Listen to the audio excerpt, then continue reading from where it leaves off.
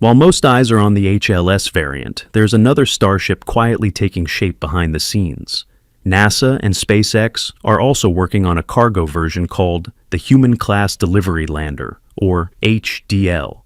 This isn't just a side project, it's a mission-critical piece of the Artemis 7 puzzle. But that's not all. HDL is expected to be the backbone of future cargo deliveries to the Moon, laying the groundwork for Moonbase Alpha. With groundbreaking design, high-tech systems, and the ability to carry massive payloads, HDL could be one of the most advanced Starship variants we've seen yet. So what makes the HDL design so special? And when will it be officially revealed? Let's break it down in today's episode of Alpha Tech. More than half a century after NASA's last human moon landing with Apollo 17, the journey back to the lunar surface is now filled with renewed excitement. Technology has come a long way since then. Rockets are more powerful, spacecraft are smarter, and our ambitions are bigger than ever. And it's clear, the US is ready to lead the way once again. At the center of this return is a game-changing spacecraft, the Human Landing System, or HLS. We all know NASA and SpaceX have been racing to get the Human Landing System, or HLS, ready in time, because this is the spacecraft that will deliver astronauts and cargo to the Moon's surface. The first HLS contract was awarded back in 2021, giving them just 7 years to get everything up and running if the US wants to stay ahead in this renewed space race. Now, on paper, Starship HLS's capabilities are impressive. SpaceX says it can land up to 100 tons of crew and cargo on the Moon in a single flight. But that's just the start. For what SpaceX really has in mind, building permanent infrastructure, and eventually launching missions to Mars, we're talking about moving hundreds of tons, not just once, but regularly. That's why they're also developing Starship HDL, a dedicated cargo variant built specifically for heavy-duty lunar deliveries, running in parallel with HLS. Recently, its new design was revealed by Elon Musk during a presentation. This is Starship Block 3, a completely redesigned version that, when fully stacked, reaches a height of 142 meters. With its sleek metallic appearance, Block 3 is expected to become the official configuration for Starship HDL. And with that increased height comes greater cargo capacity, a crucial factor for large-scale lunar missions. So, what are the key specs? Let's take a closer look. Let's start with Superheavy Block 3, or as it was labeled in Musk's presentation, the future Starship. This upgraded booster stands at an impressive 81 meters tall, which means its fuel tanks have also been significantly enlarged. Early estimates suggest it could carry around 2,847 tons of liquid oxygen and about 803 tons of liquid methane, giving it a 25% increase in total propellant capacity compared to the current Block 2 booster, like Booster 16, which is set to fly on Flight 10 next month. But it's not just about size. Superheavy Block 3 is powered by 33 Raptor 3 engines, producing a combined 9,240 tons of thrust, or about 20.3 million pounds. That's a massive leap in performance. Beyond raw numbers, the new booster also introduces several key technological upgrades.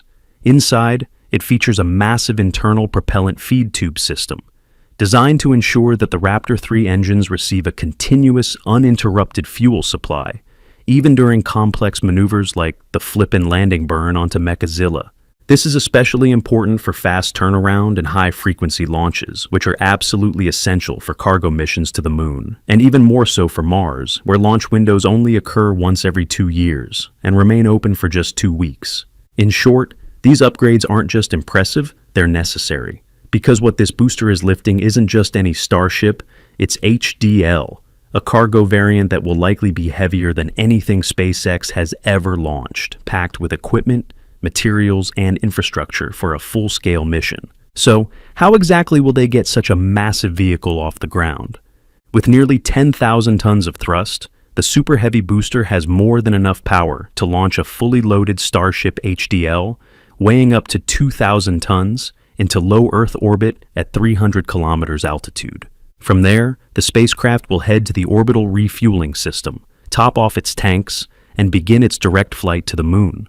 The goal? To deliver essential cargo, like exploration rovers, scientific instruments, and oxygen extraction systems for processing lunar regolith, laying the groundwork for the construction of a permanent lunar base. This will all come together during the Artemis 7 mission, currently planned for 2032. So, a fully operational HDL version might roll out around 2031, giving SpaceX a year or so to test it before the big lunar cargo mission kicks off. Of course, the 2,000-ton figure isn't official yet. According to Elon Musk, this 61-meter-long Starship will be equipped with 9 Raptor 3 engines, 3 sea-level engines at the center, and 6 vacuum-optimized engines around the perimeter, producing up to 2,676 tons of thrust in ideal conditions. The propellant tanks have also been expanded to hold around 1,600 tons, giving the Starship HDL enough fuel to deliver at least 200 tons of cargo per flight to the lunar surface. In total, the dry mass, propellant, and cargo could bring the launch mass close to 2,100 tons, an unprecedented figure in spaceflight history. No other spacecraft has ever been designed to carry that much to the moon. Structurally, the Starship cargo lander will be largely similar to the crewed version. As a cargo-only vehicle, it won't feature a crew cabin, but it will include a cargo bay door designed to open and deploy payloads. This door may even be slightly enlarged to accommodate bulkier items such as lunar rovers. In addition, the cargo lander is expected to retain the elevator system found on the crewed Starship HLS. This system will be essential for lowering rovers or equipment from the lander down to the lunar surface, given the significant height of the vehicle. While the exact design of this elevator system hasn't been revealed yet, it might use gate and ramp mechanisms similar to those on the crewed version, or possibly a cable-based system for gradual descent. We're eagerly awaiting further updates from SpaceX to better understand this critical element of the mission. For the Artemis 7 mission, NASA has specified that the Starship cargo lander must be capable of delivering at least 3 pressurized crewed rovers with each lunar landing. This requirement is based on the dimensions of the Starship HLS cargo bay, which is expected to measure around 18 meters in height and 9 meters in width diameter, providing a total internal volume of over 1,000 cubic meters. With that much space, fitting 3 rovers, or even more, on a single flight is entirely feasible. NASA is currently partnering with companies like Intuitive Machines, Lunar Outpost, and Venturi Astrolab to develop the Lunar Terrain Vehicle, a versatile rover that can operate both autonomously and with astronauts on board, depending on the mission phase. In terms of mass, NASA is targeting 12 to 15 tons of cargo for this mission. That's well within the capabilities of SpaceX and the Starship cargo lander. After all, Starship Block 3 is initially designed to carry up to 200 tons to LEO. While the actual payload capacity will be lower when landing on the moon, it would still be more than enough, nearly 10 times the required payload for Artemis 7. The real engineering challenge will come later, when cargo demand increases dramatically for long-term lunar operations, and eventually, Mars logistics. For example, safely landing a fully loaded Starship on the moon will require a robust landing leg system. These legs must absorb impact forces on the moon's rough, uneven regolith surface while adapting to its lower gravity. They will also need to stabilize the vehicle on slopes or soft dust to avoid tipping, something that has already proven problematic. Take what happened in March 2025. The Athena lander, developed by Intuitive Machines and carrying Lunar Outpost's MAPP rover, touched down near the moon's south pole, but ended up tilted due to a damaged landing leg. While it still managed to transmit partial data back to Earth, the mission was ultimately considered a partial failure. When it comes to cargo transport, Starship HDL needs to be highly optimized. Because it isn't designed to return to Earth, it can skip the heat shield system, saving 10 to 11 tons in weight. It'll also feature a cargo elevator, which must lift up to 10 tons of equipment from a height of around 20 meters, not a small task. That kind of lift would require about 23 to 32.4 kilowatts of electrical power per lift cycle, depending on system efficiency and duration. With a 10 square meter solar panel on board, it could take over 14 hours of ideal sunlight to recharge just 50 kilowatt hours, highlighting the energy storage challenges for surface ops. Then there's thermal and radiation protection.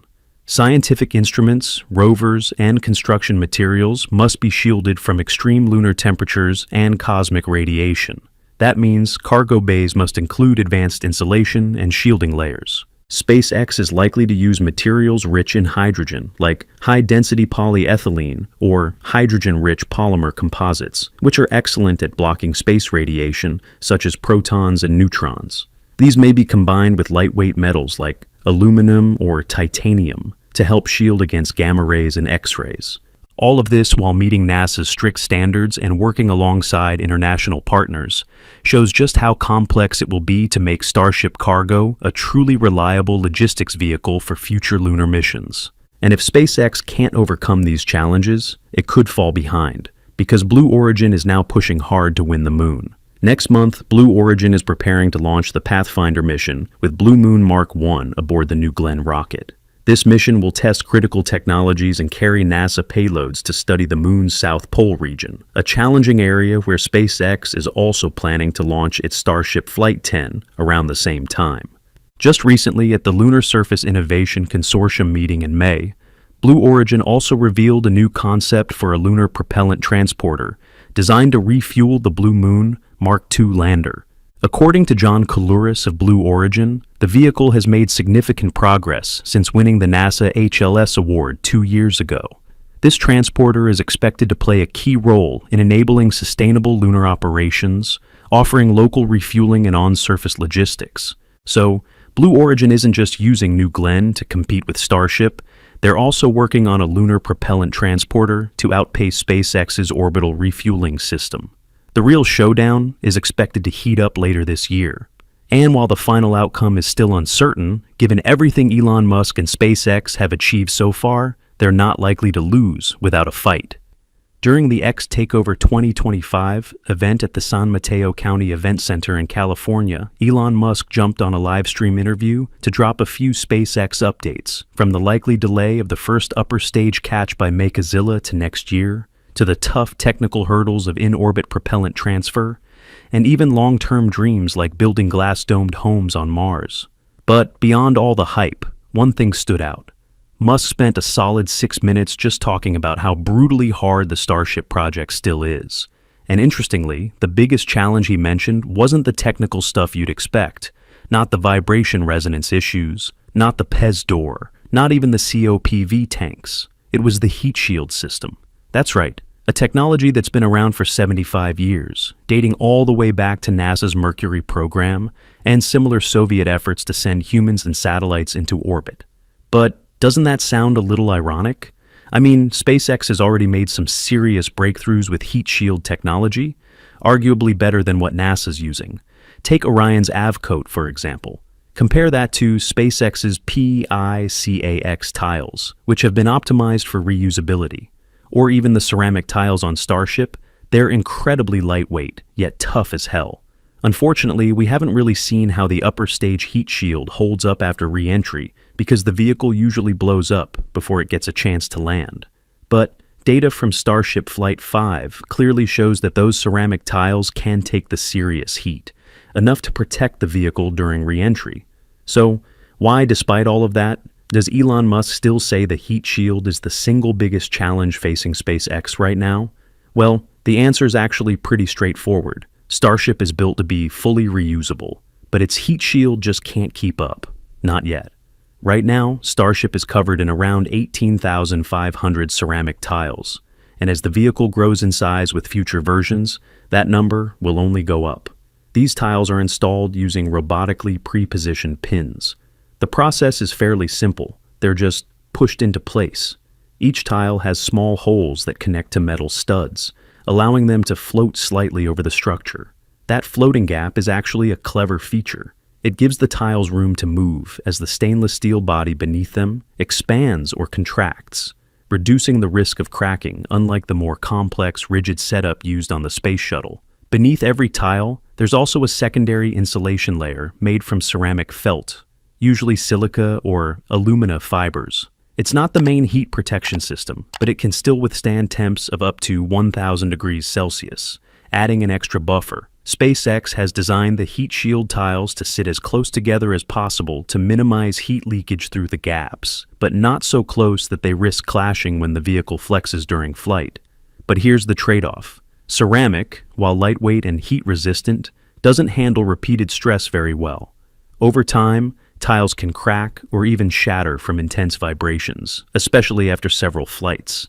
Elon Musk once joked it's like gluing a bunch of dinner plates onto a violently shaking rocket.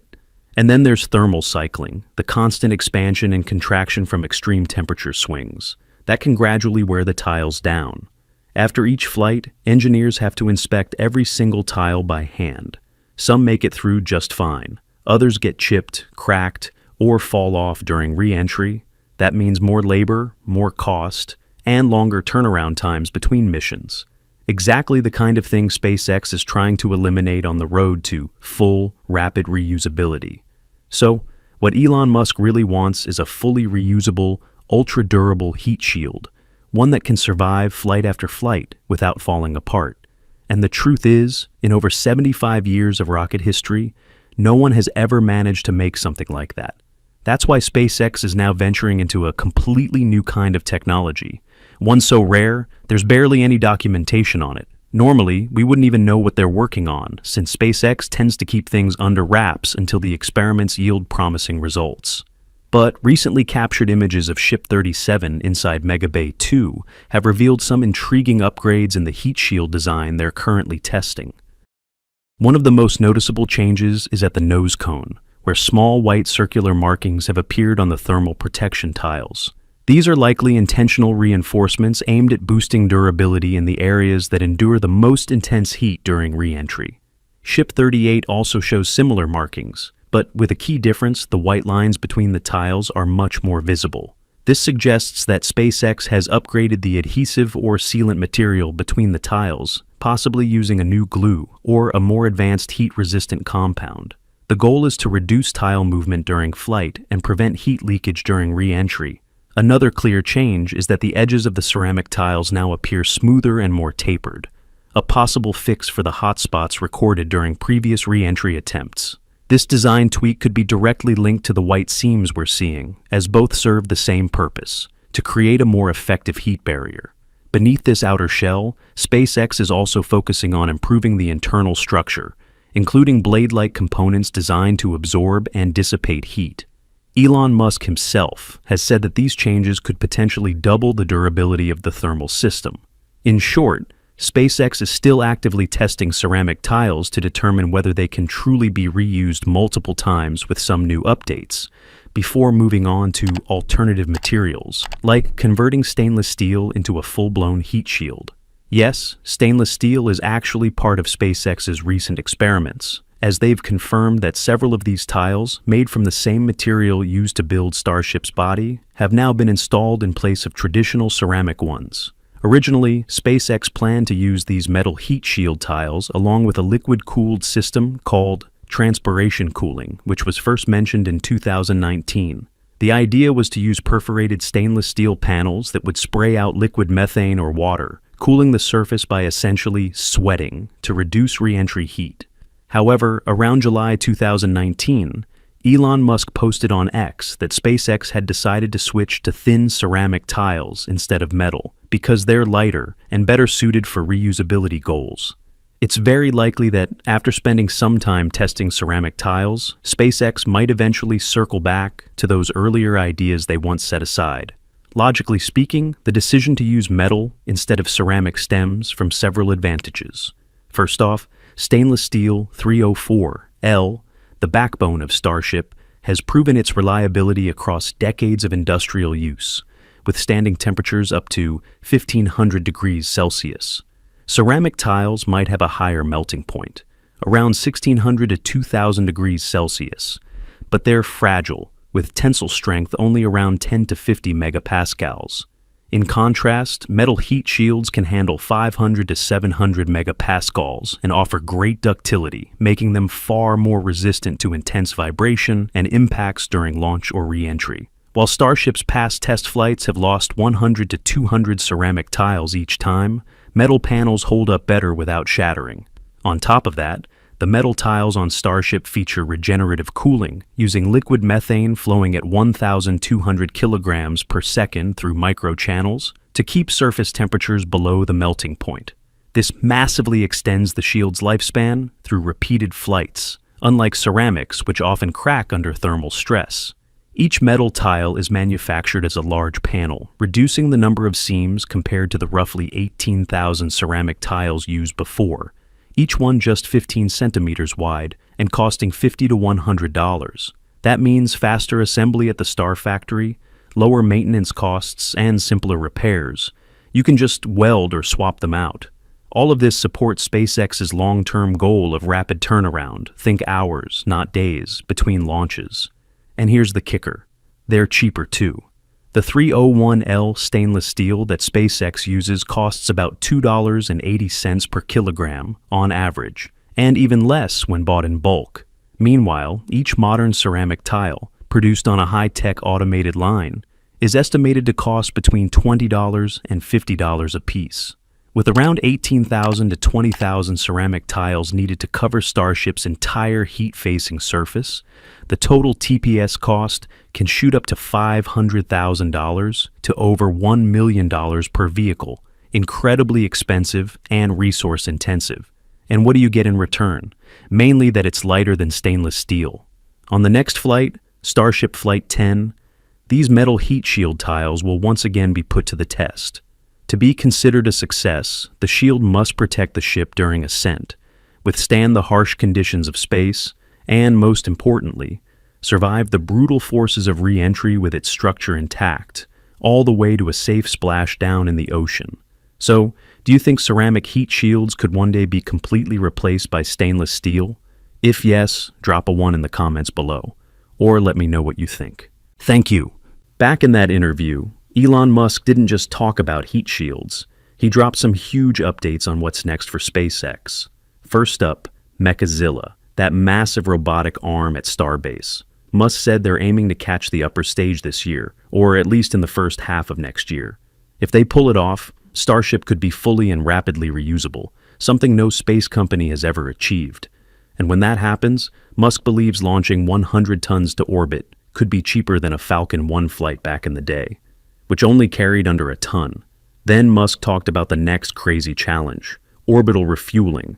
Sounds simple, but getting 2 starships to fly side by side in space, connect, and transfer hundreds of tons of liquid oxygen in microgravity? No one's ever done it. If they succeed, it's the key to long-term missions to the Moon, Mars, and beyond. He also touched on Falcon 9. Despite its success and reusability, Musk seemed surprised that no other company had caught up. Most are still building expendable rockets, something he says is just not sustainable for the future of spaceflight. And finally, Mars. Musk envisions the first colonies as giant glass domes where humans can live and grow plants. Outside, you'll need a full protective suit. He might even develop a Mars-specific suit, radiation-proof, dust-resistant, oxygen-supplying. But in the long run, he believes the people living there will form their own society, not one controlled by any Earth-based government. And when asked, why go to Mars? He smiled and said, because it's inspiring. More than that, he sees it as life insurance for humanity in case of a global disaster. And maybe, just maybe, it gives us something greater to look up to instead of just looking down at our phones. Elon Musk has always stood out for the way he thinks, especially when it comes to designing Starship. While most companies focus on perfecting a design before moving forward, Musk does the opposite. He believes in moving fast, testing early, and improving along the way. As he told Tim Dodd from Everyday Astronaut 5 years ago, if a design is taking too long, the design is wrong, and therefore the design must be modified to accelerate progress. That's exactly why, in his last live stream, Musk quickly introduced 2 brand new versions of Starship. The first one is what he calls the next-gen Starship, basically the successor to Block 2, which we'll call Block 3 for now.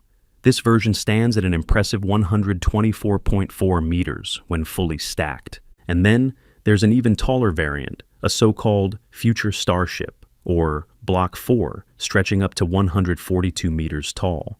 According to Musk, this bigger beast could debut as early as next year. That's the full 2-stage vehicle we'll eventually see.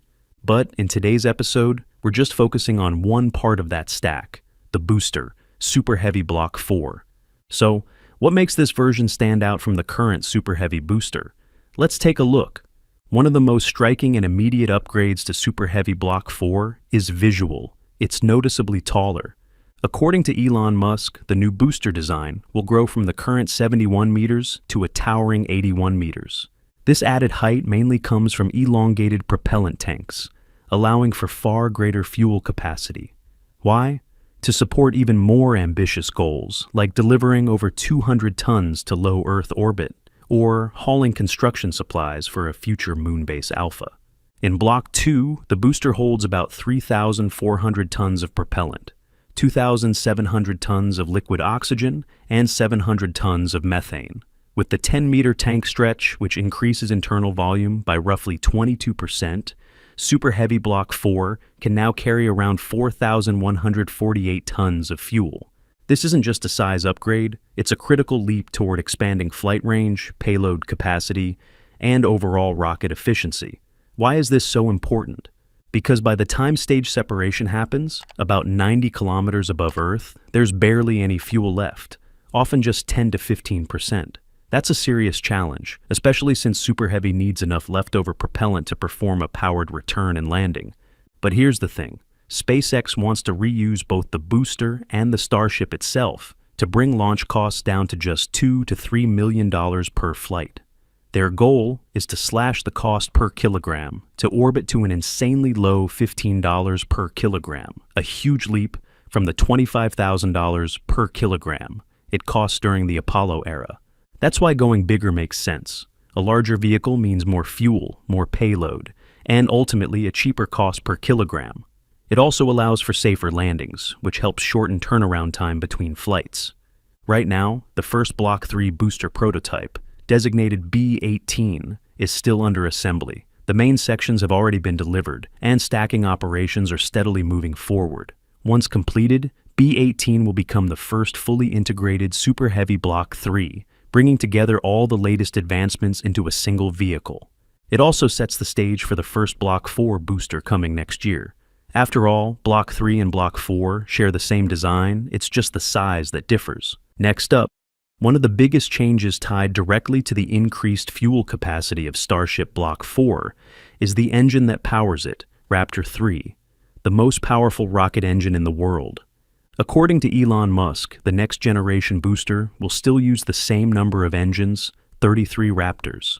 But now, each Raptor 3 engine, based on official SpaceX data, can generate a staggering 280 tons of thrust at sea level. That's a total of 9,240 tons of liftoff thrust. Absolutely insane. And that's just the beginning. SpaceX has already hinted at possible future upgrades that could increase both the thrust per engine and the number of engines on the booster, pushing the limits even further. To give you some perspective, NASA's legendary Space Shuttle, used to carry parts of the ISS into orbit, ran on just 5 engines with a combined thrust of about 3,118 tons. That means Superheavy Block 4 is nearly 3 times more powerful. Mind-blowing. Now, while Raptor 3 does burn more fuel, around 1 kilograms per second compared to 663.88 kilograms per second of the Raptor 2, that's expected due to the 21.7% increase in thrust. But here's the kicker. It's actually about 1% more efficient in terms of fuel used per kilonewton of thrust. On top of that, Raptor 3 is lighter than its predecessor and cuts down auxiliary mass by 87%, which means more room for useful payload, or less fuel required to reach orbit. This incredible force is what gives Superheavy its crown as the most powerful flying object ever built by humans. But it's not just raw muscle. Raptor 3 introduces a new level of design simplification. Unlike earlier versions, it ditches many of the fragile, overly complex components found in Raptor 1 and 2. That makes it more reliable, easier to maintain, and less prone to failure under stress. In fact, the version 3 and 4 booster no longer needs engine shrouds for protection, something that speaks volumes about SpaceX's growing confidence in Raptor 3's durability. While Raptor 3 is still undergoing active testing, its full integration into the next-gen Starship is right around the corner. And soon, very soon, we'll be seeing these engines roar to life and tear through the sky. Now, let's move on. Another major upgrade SpaceX has never done before, Starship Block 4 will feature a giant transfer tube designed to help the Raptor 3 engines run more smoothly. This is a pretty big development, just revealed 2 weeks ago. SpaceX introduced this component as nearly the size of a Falcon 9 booster stage. It's built to channel subcooled methane from the main tank down to the 33 Raptor engines on the Superheavy booster. And SpaceX officially confirmed its purpose. It's not just structural. This transfer tube is a key enabler of the performance boost seen in Block 3 and Block 4. According to the company, this new tube will allow faster, more reliable flip maneuvers and simultaneous engine starts. That flip has been a major area of testing. In past flights, especially Flight 9, SpaceX showed a more controlled flip using engine thrust, instead of relying on passive, free-fall flipping like before. That marked a big step toward more precision and efficiency.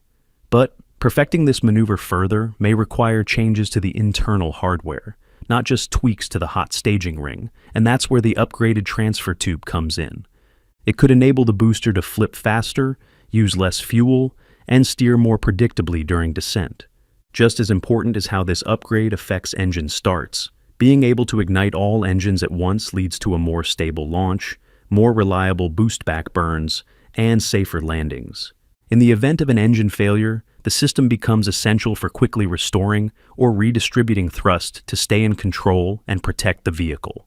In short, this new transfer system is a major leap in both reliability and performance, working alongside the larger tanks to prepare Starship for more demanding missions in the near future. All right, looks like we've already listed 3 major upgrades. Now it's time for the 4th one. It might not be as big as the others, but it's still pretty important. The hot staging ring. First introduced during Flight 2, this component was added to simplify stage separation, while minimizing damage to both the ship's engines and the booster's dome. And so far, it's done a decent job. But that doesn't mean it's perfect. One of the biggest issues is added mass. Since the hot staging ring increases the vehicle's overall weight, SpaceX has been forced to discard it after use. That complicates things, especially considering there was even a time they had to hire a ship just to recover this massive ring from the bottom of the ocean. Not exactly ideal. On top of that, the current venting system has been seen as inadequate. Its small size can create unwanted back pressure on the engines during ignition. So SpaceX decided to redesign this part in a way no one expected. Instead of being a separate, detachable ring, the new design is fully integrated into the booster itself. That reduces weight and allows full recovery and reuse, while also simplifying the assembly and refurbishment process by removing the entire installation step. Structurally, it's been optimized for mass, meaning it won't hurt the booster's performance. It now provides much more room for exhaust gases to escape, helping to manage heat and pressure better and reducing damage to both stages. The new hot staging ring is also longer, offering better protection to upper booster components like the grid fins. In fact, we'll now even be able to see the Raptor 3 engines clearly through this redesigned ring. This system represents a big leap forward in terms of efficiency, reliability, and manufacturability. And the best part? We've already spotted it on Booster B-18 inside the Star Factory, and we'll likely see it in action soon, possibly during Flight 12, expected sometime in September or early October. Okay, last but not least, the 5th major upgrade in Starship's evolution focuses on the grid fins.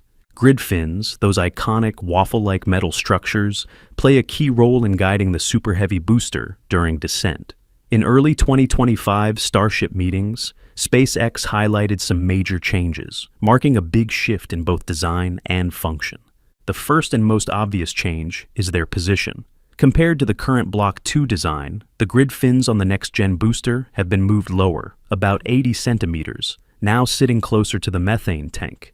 This repositioning isn't random. It puts the fins in a more stable airflow during the subsonic phase of landing. But that's not all. SpaceX is also cutting the number of fins from 4 to just 3. They'll now be arranged in a 90-91 80-degree layout instead of being evenly spaced. At first, this raised concerns about aerodynamic balance. But studies suggest that this asymmetrical setup may actually improve control by breaking symmetry and adding a slight mass imbalance. 3 fins are still enough for flip maneuvers and controlled braking during descent. And fewer fins means less mass, not a small thing for a booster weighing hundreds of tons. Over time, when SpaceX is cranking out hundreds of boosters per year, saving one fin per vehicle could mean big gains in production speed and simplicity. In short, these new grid fins aren't just an upgrade.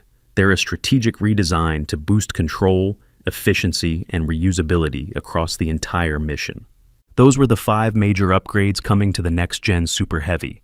So, are you excited to see how they'll actually perform? If yes, drop a number 1 in the comments below. Thanks for watching, and see you soon. Orbiting 400 kilometers above Earth, 2 space stations from the world's top space agencies are currently in operation: NASA's ISS and China's Tiangong Space Station, run by CNSA. The problem is, the ISS has been in orbit for nearly 27 years, witnessing decades of Earth's history. And it's nearing the end of its life, with plans to deorbit around 2030. Meanwhile, Tiangong is still relatively new, having been operational for about 4 years. In theory, it could continue running for another 20 years or more, quietly shifting the long-term advantage in China's favor. And China isn't stopping there. According to the China Academy of Space Technology, speaking at the 74th International Astronautical Congress, China plans to expand Tiangong from 3 modules to 6 in the coming years. Once completed, the expanded station will weigh around 180 tons. It's not just about size either. China is also making research breakthroughs aboard Tiangong that the rest of the world can't afford to ignore. On July 14th, China successfully launched a cargo mission to its Tiangong space station using the Tianzhou 9 spacecraft and a Long March 7 rocket, a combo that's proving just as reliable as SpaceX's Falcon 9 and Dragon. The flight delivered 7.2 tons of cargo, including equipment, lab supplies, and 1.65 tons of food for the Shenzhou 20 crew. But hidden among that cargo was something far more interesting. China sent up special chemical catalysts designed to help convert carbon dioxide and water into oxygen and ethylene, all at room temperature and normal pressure. This kind of experiment could be a game changer for deep space exploration, allowing astronauts to produce oxygen and even rocket fuel while in orbit. And you can bet Elon Musk is watching closely. After all, he's the guy who wants to live on Mars. So, what exactly is this experiment and how does it work? Well, China calls it artificial photosynthesis.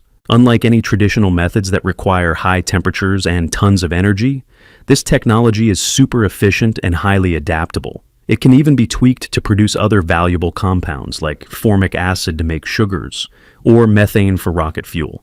This kind of flexibility, it's a total game changer for future space missions, where resource efficiency is everything. And we're not exaggerating when we say that. According to China's state broadcaster CCTV, the system mimics natural photosynthesis using engineered physical and chemical processes. It pulls in carbon dioxide from a sealed spacecraft, or even from other planets' atmospheres, and turns it into oxygen and carbon-based fuel. Think of it like having a tiny high-tech forest inside your spaceship, one that can keep astronauts alive and help power their journey through space. CCTV also says this breakthrough will provide crucial technical support for human survival and exploration in deep space, potentially helping us go farther than ever before. So, yeah, China's ambition to dominate space isn't just talk. This breakthrough marks a major step towards sustaining life in future missions, like their crewed moon landing planned before 2030, and even deeper space goals after that. The breakthrough in artificial photosynthesis aboard China's Tiangong space station goes far beyond just making oxygen or fuel. It tackles one of the biggest challenges in space exploration: resource scarcity. Now, the ISS has run similar experiments using electrolysis to split water into breathable oxygen and hydrogen using solar energy. But here's the problem. That process eats up nearly a third of the station's power. That's not ideal for long-term missions to the Moon or Mars, where both space and energy are at a premium. In contrast, China's approach with artificial photosynthesis is a real game changer. Instead of heavy energy use, it relies on direct sunlight and semiconductor catalysts to convert CO2 and water into oxygen and ethylene, a flammable hydrocarbon that can power rocket engines, though it's less commonly used than RP1 or methane due to its lower energy density and trickier storage. Still, ethylene can be chemically converted into more useful fuels like methane through hydrogenation. Even better, this system works smoothly in microgravity and can be tuned to produce other compounds too, like methane or formic acid. It's basically like bringing a tiny, super efficient factory into space, allowing astronauts to produce their own resources, on site. According to Katharina Brinker, a catalysis expert from the University of Bremen, this tech could revolutionize life support systems, making future moon bases or Mars missions much more feasible and sustainable, while cutting down on costly resupply runs from Earth. So, could this tech actually help China overtake the US in the space race? Well, while there's no denying that this experiment holds great potential based on currently available data and the challenges of space environments, this technology still faces several limitations. First, the artificial photosynthesis device uses semiconductor catalysts inside a drawer-like unit. But due to the limited space aboard the experimental module, roughly 10 to 20 square meters, the amount of CO2 and water it can process in each cycle is very small. That means the oxygen and ethylene output is also low, likely not enough to meet the continuous needs of a crew or propulsion system during long-duration missions. A module like Wentian, for example, only has about 17 square meters of usable floor space, so it's difficult to scale up this system to produce tens or hundreds of liters of oxygen per day, or kilograms of ethylene, quantities that large-scale missions would require. Second, although the system operates at room temperature and normal pressure, microgravity can impact the performance of semiconductor catalysts. These materials, like nitrides and other compounds, require sunlight and even exposure to CO2 and water. But in microgravity, controlling the flow and distribution of fluids and gases is difficult, which leads to uneven reactions. Water and CO2 may not spread uniformly inside the device, which can lower catalytic efficiency. While the 12 experiments conducted on Tiangong have reportedly handled this issue to some extent, no public data has been released on the actual efficiency, such as what percentage of CO2 was converted to ethylene. If the catalytic efficiency is low, for example, under 1%, like some Earth-based systems, the amount of oxygen and ethylene generated would be too small to replace existing systems, such as electrolysis used aboard the ISS. Third, and perhaps most important, while ethylene is a flammable hydrocarbon and could theoretically be used as rocket fuel, converting it into practical fuels like methane or other liquid propellants requires additional complex chemical reactions. These would need extra equipment and energy. In the limited space of a space station module, integrating such systems would be extremely difficult. Ethylene needs to be hydrogenated, combined with hydrogen, to produce methane or similar fuels. But producing hydrogen in space is not easy, and the extra reactions would require dedicated hardware, more space, and more power, which the small Tiangong module likely cannot support without major upgrades.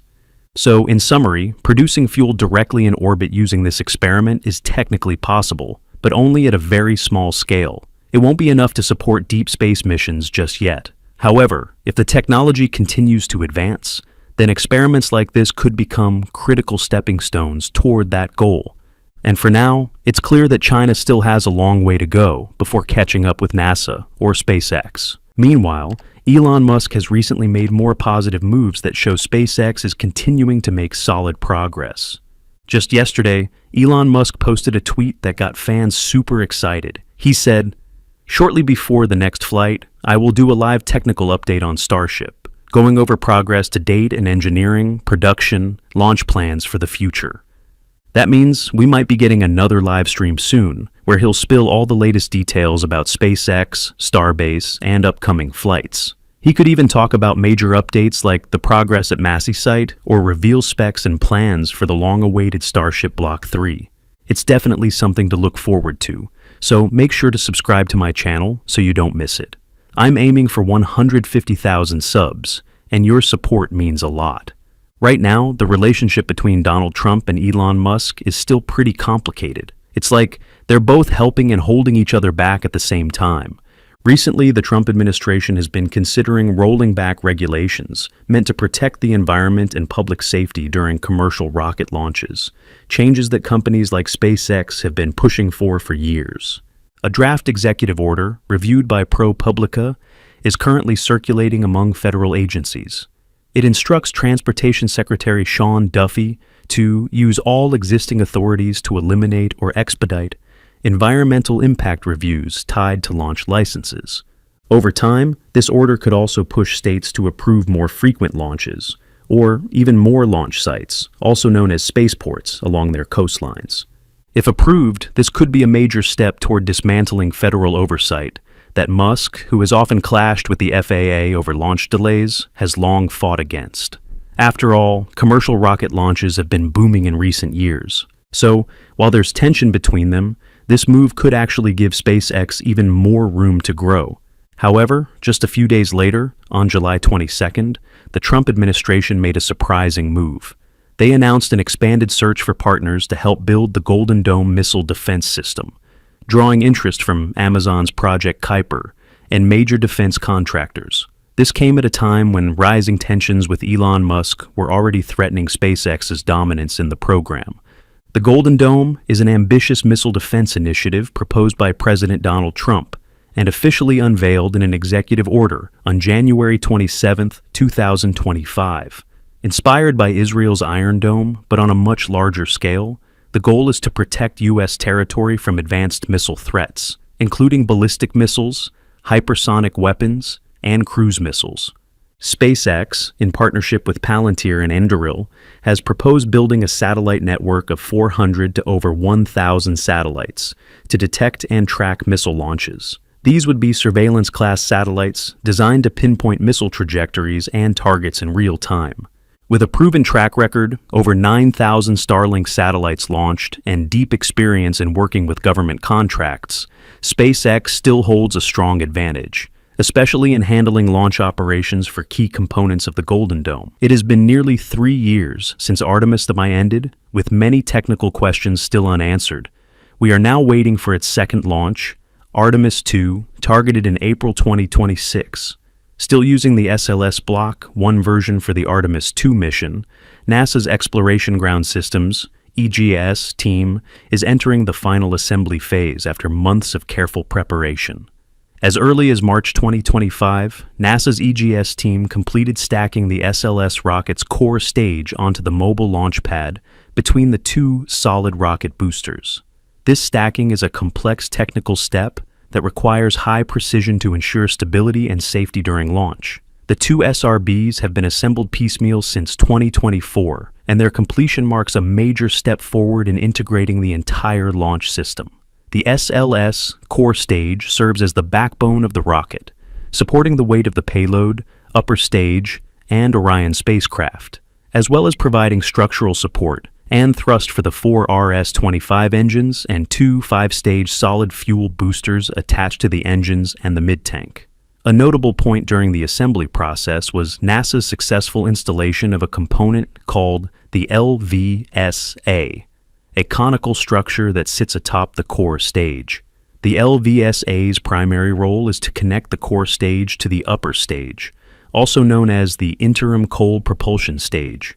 But more than just a bridge, the LVSA also helps shield critical internal components such as the liquid oxygen tank and RL-10 rocket engine from the harsh aerodynamic effects of flying through the atmosphere. When installed, the LVSA increases the total height of the core stage assembly to 71.5 meters, even taller than SpaceX's famous Superheavy version. One booster, 70 meters tall. One of the key steps that has just been completed is the attachment of the upper booster, known as the ICPS, to the mobile launcher. This is the second stage of the SLS, which will help launch the Orion spacecraft and its crew into high Earth orbit. The ICPS uses a powerful RL-10B engine, and although it will only operate for a short period of time, its role is crucial in lifting the entire complex out of Earth's dense atmosphere. After the ICPS completes its mission, the stage will separate, allowing Orion to continue its journey. NASA is now preparing for the next step, integrating the Orion spacecraft, which will carry the first 4 astronauts of the Artemis program, into the top of the rocket. Artemis II will mark the first time humans have returned to a manned flight around the Moon since Apollo 17 in 1972. The assembly process is currently showing good progress.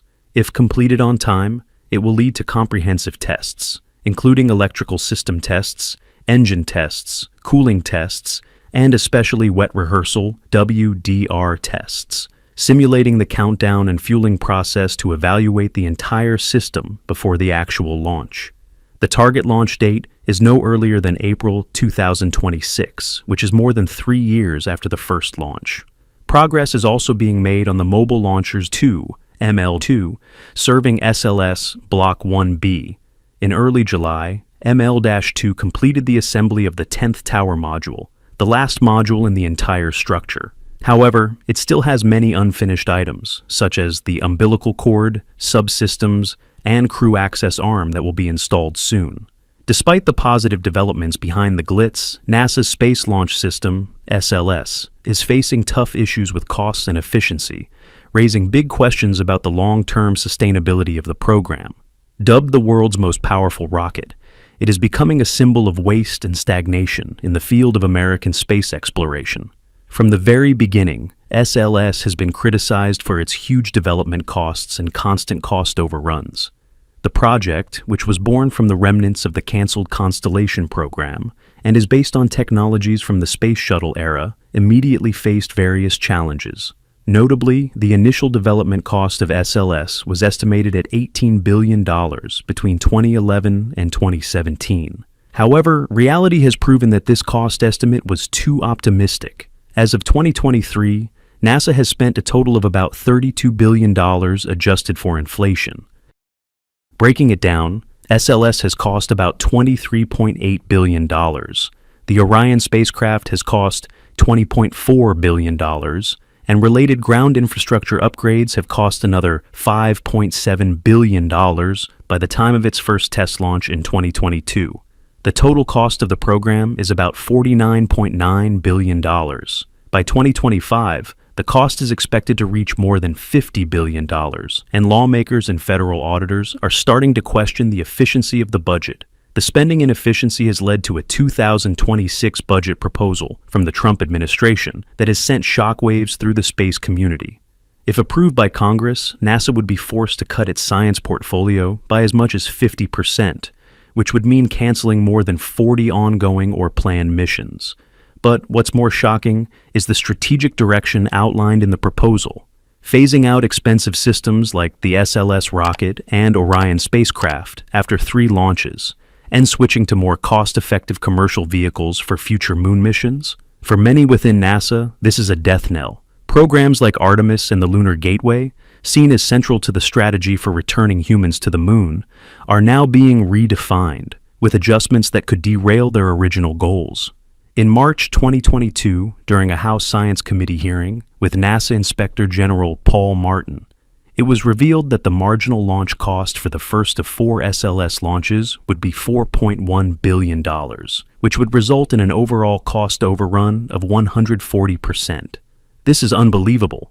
Even the Department of Defense refused to participate in the cost-sharing program that NASA had been trying to convince. Because the Department of Defense itself recognized that this would be a cost trap too great to bear. Why? SLS is 30 times more expensive and completely unavailable. It's a capability right now that we, the DoD, don't need.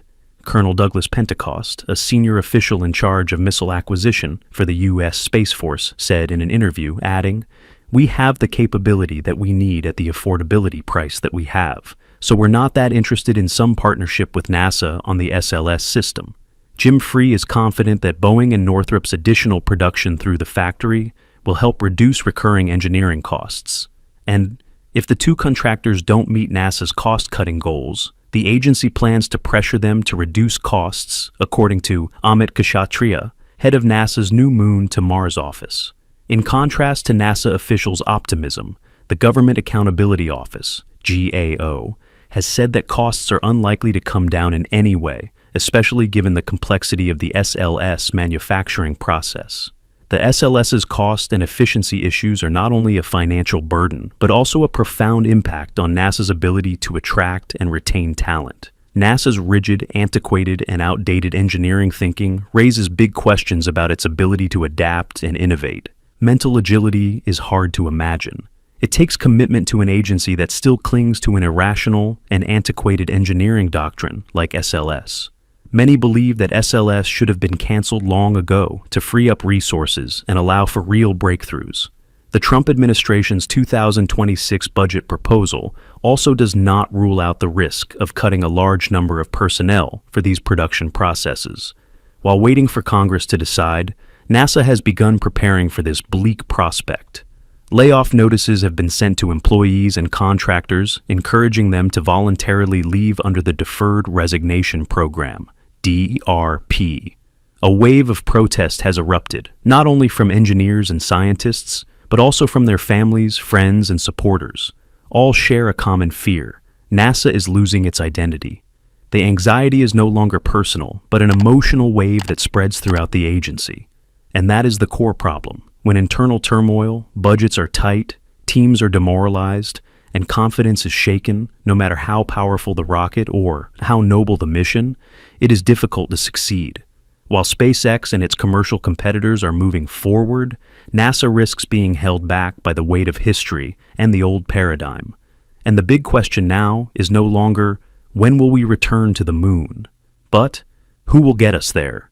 In contrast to SLS, what the orange rocket lacks is what Starship shines at: cost savings, improved engineering, and relentless testing, tight and public management. Best of all, SpaceX's Starship HLS human landing system could replace SLS and even Orion entirely. While Artemis needs an SLS launch with an Orion to launch into lunar orbit, Starship alone can do all of that. It can even land on the lunar surface, something Orion cannot do. Starting with Artemis 3, the lander will be launched unmanned into lunar orbit to wait for a crew. The HLS lander will support the transfer of crew to the Orion spacecraft and landing on the lunar surface. SpaceX's Starship HLS is emerging as a formidable competitor, possessing many outstanding advantages. The difference lies not only in technology, but also in design philosophy, operational capabilities, and future expansion potential. The most prominent feature of Starship HLS is its ability to carry huge payloads. With a height of about 50 meters, equivalent to a 15-story building, Starship HLS can transport a large amount of cargo and crew. Starship HLS is designed to carry not only crew, but also equipment, supplies, and even fixed living modules to the moon. It can even be transformed into a fully equipped living space for astronauts to work and research on the lunar surface. This is crucial to establishing a long-term human presence on the moon, especially in the moon's south pole, where there is a large potential for water ice. One of the game changers of Starship HLS is its complete reusability. Both the Superheavy rocket and the Starship spacecraft are designed to be landed and reused. This is in stark contrast to the SLS, which is a single-launch rocket system with major components discarded after each launch. This reusability has huge economic benefits. Ultimately, Starship HLS has the potential to provide refueling services in Earth orbit through multiple Starship tanker launches. Meanwhile, the SLS and Orion systems require a much more complex architecture. Starship's design philosophy extends beyond the moon. It is envisioned as a multi-planetary transport system, capable of taking people and cargo to Mars. Starship HLS is a specific version of Starship optimized for lunar operations, but its underlying platform retains the potential for deeper space missions. This opens up a clearer and more efficient path for long-term space exploration, with a single system that can serve multiple purposes.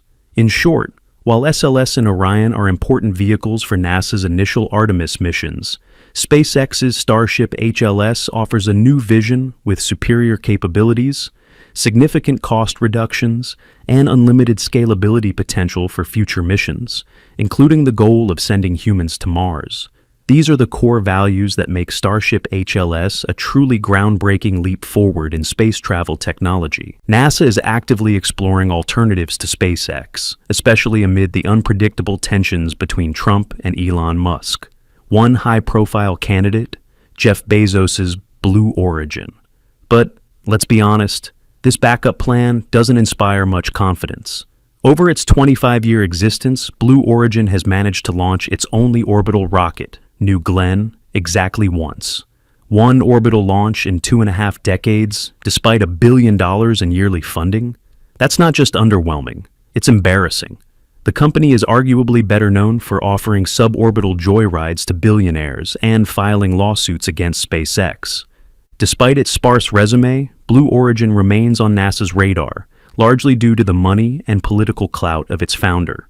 A January 2025 report from The Hill revealed that Blue Origin has been actively lobbying for space launch funding, hiring firms like S3 Group to influence defense appropriations for space logistics.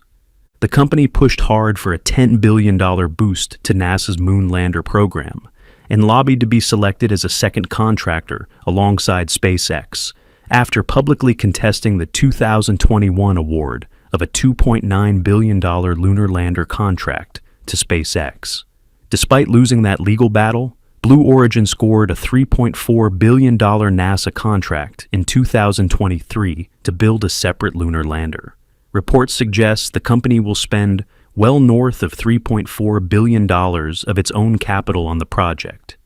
Bezos' vast fortune gives Blue Origin a unique edge, enabling it to independently fund long-term tech development without relying solely on government contracts. NASA also wants to diversify its supplier base to avoid putting all its eggs in the SpaceX basket. But here's the catch. Space is hard. Money matters, but it's not everything. Competence, innovation, and execution are what really count in this industry. And right now, Blue Origin is far from matching SpaceX on any of those fronts, which is why NASA's consideration of Blue Origin as a viable replacement for SpaceX has many experts raising their eyebrows. Take 2025, for example. CEO Dave Limp and Bezos initially aimed for 8 New Glenn launches this year, but reality hit hard. Blue Origin has already acknowledged it will fall well short of that goal. At best, they'll manage just one more launch in this year. The rocket's pretty successful debut in January was followed by a second mission planned for late spring, but now delayed until mid-August at the earliest, with some insiders hinting it may slip to September. That August timeline may just be a PR move to placate Bezos' growing frustration. The reason? Manufacturing bottlenecks. Bezos often likens Blue Origin to a rocket factory, and he's now pushing to ramp up production, particularly for the second stages, GS2s, and boosters. The goal is to produce 8 GS2s this year, matching the initial launch ambitions. Limp claims they're on track for that. But manufacturing hardware and actually launching it are two very different beasts. Blue Origin is also planning a major milestone, attempting to recover the booster on the next launch, a complex maneuver that requires both precise engineering and a bit of luck. All of this paints a clear picture. Blue Origin is struggling to scale up production fast enough, and hitting launch goals is critical for both Bezos and the company's credibility. But let's face it, they're not going to make it. Meanwhile, over at SpaceX, they're pumping out rockets like clockwork, giant ones, every week. In early June, SpaceX marked a major milestone, its 500th Falcon rocket launch. This historic flight, the Starlink 1122 mission, lifted off midweek from California's Vandenberg Space Force Base. The timing was symbolic too, as it landed right around the 15th anniversary of the very first Falcon 9 launch. A clear reminder of how far the company has come and its undeniable leadership in the commercial space race. The Starlink 1122 mission wasn't just another number. It was SpaceX's 50th Starlink launch of 2025, reinforcing its commitment to building out a massive satellite internet network. And the numbers get even more impressive. The Falcon 9 Block 5, SpaceX's workhorse rocket, previously broke another record. On May 13, 2025, Booster B-1067 flew for the 28th time, the most any Falcon booster has ever flown, delivering 28 Starlink satellites to orbit. Meanwhile, Booster B-1088 set a new turnaround record in March 2025, relaunching just 9 days after its previous mission, NROL-57. That's a huge leap from the previous average turnaround of around 2 weeks. Right now, SpaceX is launching rockets at a dizzying pace, roughly once every 2 to 3 days, or about 0.43 to 0.47 times per day. That breakneck tempo is possible thanks to the reusability of Falcon 9's first stage boosters, which have now landed successfully 458 times in 471 attempts. Behind the scenes, a highly skilled and efficient workforce keeps operations moving like clockwork. It's all part of SpaceX's broader mission, to make spaceflight faster, cheaper, and more routine. For 2025, the company has set an ambitious goal: 170 orbital launches, nearly one every other day. This follows a record-setting 134 launches in 2024, which made up more than half of all global rocket launches that year.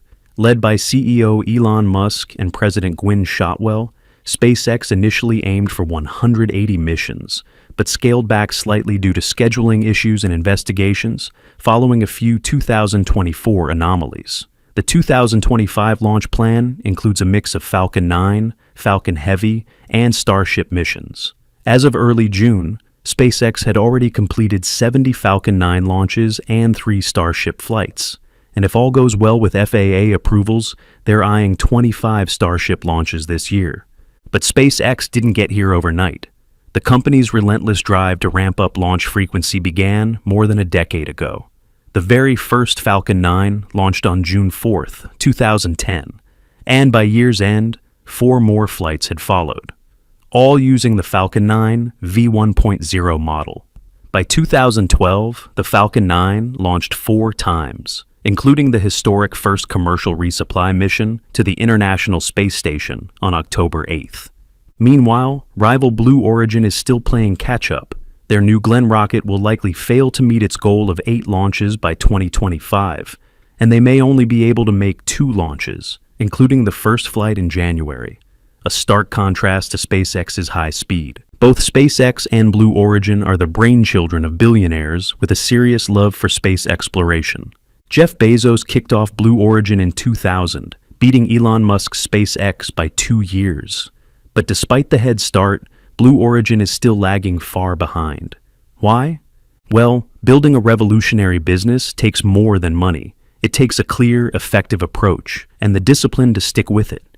Elon Musk has nailed this with his iteration mindset. SpaceX didn't just dream up the Falcon 9, they built it using real-world lessons from their earlier rocket, the Falcon 1, which flew between 2006 and 2009. The Falcon 9, powered by reliable Merlin engines using kerosene and liquid oxygen, was all about getting to orbit quickly so they could improve with every launch. That mindset paid off. By 2015, they were landing boosters, something they refined through countless test flights. Jeff Bezos found massive success with Amazon by being laser-focused on the customer satisfaction. But in the rocket business, he hasn't cracked the code yet. Take New Glenn, for example. Announced in 2016 with an expected debut in 2020. It's been plagued by delay after delay. It finally launched in 2025, 5 years late. The consequences? Not enough real-life testing is a major barrier that prevents engineers from gaining a better understanding of their rockets. Blue Origin's BE-4 engines, which run on methane and liquid oxygen, are cutting-edge but had serious development setbacks, pushing ground tests into 2021 and 2022. And while the rocket did reach orbit in January 2025, it failed to stick the booster landing, proof that reusability remains a hurdle. This slow, cautious method shows a company that's trying to perfect things before flying, but that strategy seriously slows progress. SpaceX, by contrast, embraces a bold, fly early, iterate often model. They collect real-world data fast, while Blue Origin's preference for extensive ground testing pushes valuable experience further down the line. It's the cultural gap in a nutshell. SpaceX is fail fast, learn fast. Blue Origin is more get it perfect, then fly. Admirable, sure, but painfully slow. Now, let's talk people. SpaceX's team is famously intense, driven engineers working around the clock to bring Musk's dream of Mars colonization to life. The company has scaled up to 13,000 employees, but only after growing in sync with its launch tempo. Blue Origin, on the other hand, swelled to more than 10,000 staff, but laid off over 1,000 in February 2025.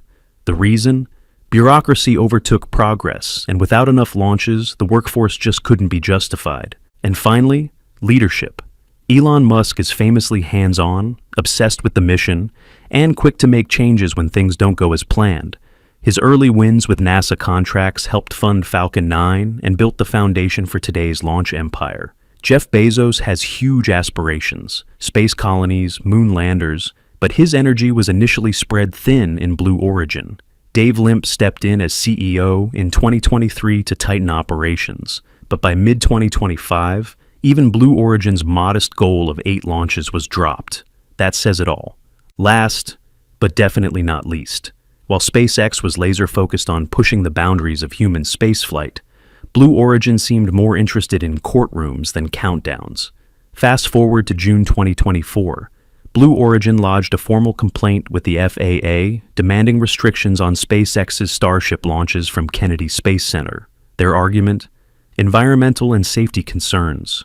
But to many, especially Elon Musk, it looked like just another attempt to throw legal sand in SpaceX's gears and slow their progress. Musk, of course, hit back in classic fashion with public jabs.